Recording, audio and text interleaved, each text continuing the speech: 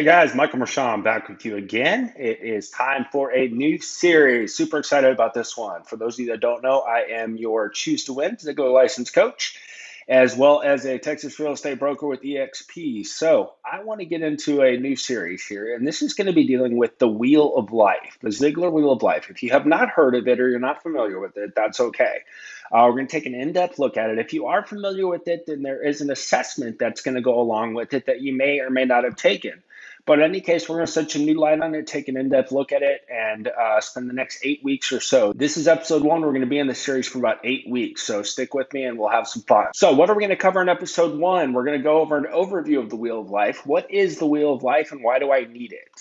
And then secondly, what does the assessment do and where do I find it if I want to take it? We'll cover that. Third, the 10 aspects that make up each spoke. And then finally wrapping up and just setting up for what's next. So starting off with an overview, what is the Wheel of Life and why do I need it? So initially, the Wheel of Life is an assessment tool. It's a tool like anything else. And the point of the Wheel of Life is that it breaks our entire life down into 7 different aspects or 7 different spokes. So as you can see, we have the mental, financial, spiritual, career, personal, physical, and family. And within each of those spokes, as you can see, there's some numbers here. So the purpose of the Wheel of Life is to give you a big picture look at how you're doing in each area. So as you can see, it makes a circle. So if you take your assessment and you find that maybe you're all 1s and 2s, is your wheel round? Yes. But are you going anywhere? Probably not because it's so small. If you're like most people, you're probably strong in 4 to 5 areas, but probably struggling or weaker in 2 to 3 areas.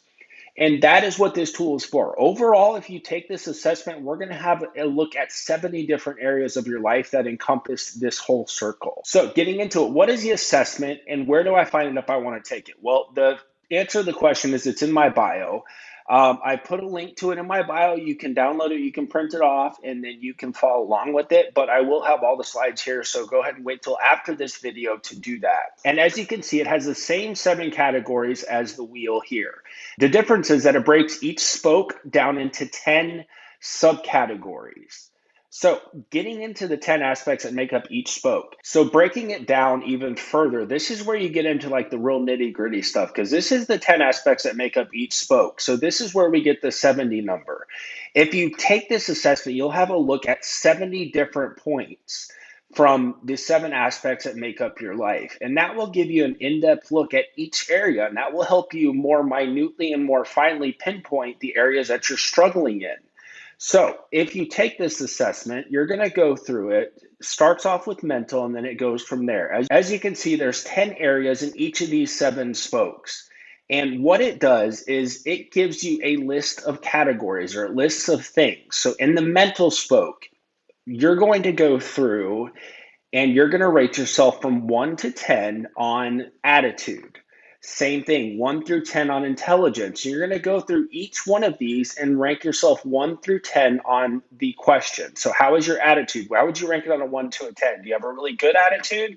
So you're like a 9 or a 10, or do you have a really poor attitude? You're like maybe a 1 or a 2. Same thing for all of these. You're going to go through self-image. How's your self-image? What kind of self-talk do you have? How do you perceive yourself as you appear to others? Enthusiasm. Are you pretty jazzed up and excited, or are you pretty like, just kind of, whatever. So rank yourself. Where do you fall on enthusiasm? 1 to 10. And once you've done that, you're going to come down here and total up your score. So you add all of these 10 categories together to get your total. That gives me, in this case, these are my actual numbers. That gives me a 73.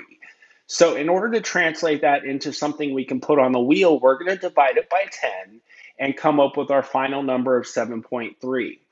So as you can see, I went ahead and put that in extra large dots so you can see it. You're welcome. The 7.3 is going to be somewhere right around this range here. And what I did is you go through each one of those. So each category, so you go through financially, you rank yourself 1 through 10 on every category. Spiritual, same thing. Career, personal, physical, family, you get the idea. And it gives you that number. So you divide it by 10 and it gives you the number that you're working with. In this case, mine was a 7.3. So I put a 7.3 here. And once you've done with this with all the categories, it will give you a complete picture of what your wheel looks like. Now, as you can see, I'm pretty strong and pretty good in most areas. There's some obvious ones, those for me personally being my spiritual and my physical. I've had some physical setbacks and I have been struggling a little bit spiritually. So, being completely transparent with you guys, those are my two weak areas. But the beautiful thing about this is that tells me that now I know if I just maintain these other areas, I can spend my extra energy on my spiritual, my physical. And this is where the assessment is really, really helpful because just like the mental, it will give you the 10 categories. So, depending on how you rank yourself, you'll be able to see specifically what is a specific area that I need to work on right now and make some small changes in so that I can bring my total mental or my total spiritual aspect up. So, for me, if I was taking my mental and I wanted to improve it, my two lowest categories are creative imagination and automobile university. So that gives me two specific points that I can work on and start making small changes in those areas to improve my overall mental health. And that's the beautiful thing about this, guys, is it gives you as much information as you need and it gives you the details that you need to make specific changes. And none of these operate in isolation. Every single one of these, it's a spoke. You take one of these parts out and it's going to throw the rest of the wheel off. Now, I come across a lot of people that say, they are the way they are and they can't change, or they had something happen to them in the past and they're just never going to be the same. And I would respectfully disagree. Now, scientifically speaking, it has been proven that your brain is actually fluid and malleable. It is not set in stone, it is not rigid and hard like they originally thought. It can actually be reshaped. So you are completely capable of retraining your brain. And this quote from Zig Ziglar sums that up pretty well. You are what you are and where you are because of what has gone into your mind. You can change what you are and where you are by what goes into your mind. So that puts the power and the control back with you guys. And that's what we're going to jump into next week is the mental spoke. We're going to start off with the mental spoke because though they're all connected, the mental spoke is the one that's going to give you the most bang for your buck and have the biggest impact on everything else. So we're going to focus on the mental spoke. We're going to take a deep dive into those 10 areas. Have you seen my numbers? Hopefully you guys will download the assessment, take it, and then you can come back with a better idea next week of what you need to do. We're going to go over the aspects you can control and can't control. Maybe some of the stuff you were born with. Does that mean you're stuck with it forever?